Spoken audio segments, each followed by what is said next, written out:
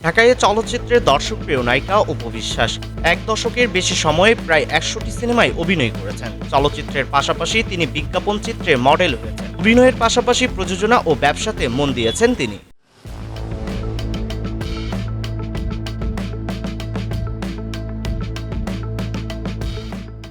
এদিকে সামাজিক যোগাযোগ মাধ্যমে সম্প্রতি চিত্রনায়িকা অপু বিশ্বাস গলায় দড়ি দিয়ে আত্মহত্যা করেছেন শীর্ষক একটি তথ্য দ্রুত ছড়িয়ে পড়েছে। তবে রিউমার স্ক্যানার টিমের অনুসন্ধানে দেখা গেছে এই দাবি কোনো বাস্তব তথ্যের উপর ভিত্তি করে নয়, বরং একটি সম্পূর্ণ ভুয়া ও বিভ্রান্তিকর সংবাদ।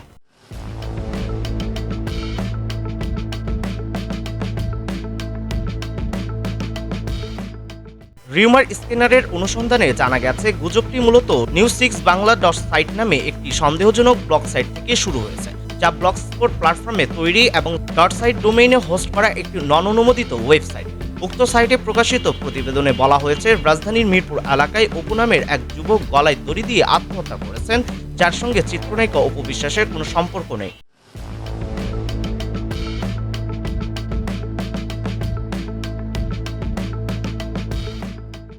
সাংবাদিক ও পুলিশের বরাতে জানা গেছে, মৃত ব্যক্তি একজন গার্মেন্টস কর্মী এবং তার মৃত্যুর ঘটনাটি তদন্তাধীন রয়েছে।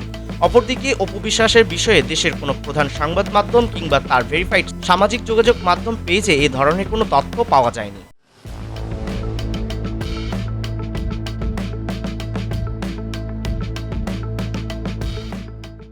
বিশ্লেষকদের মতে ফ্রি ডোমেইনে ব্লগ সাইট ব্যবহার করে ভুয়া সংবাদ ছড়ানোর এই পন্থা গত কয়েক মাস ধরে বাড়ছে, যা বিভ্রান্তি সৃষ্টি এবং জনমনে আতঙ্ক ছড়ানোর জন্য ব্যবহৃত হচ্ছে।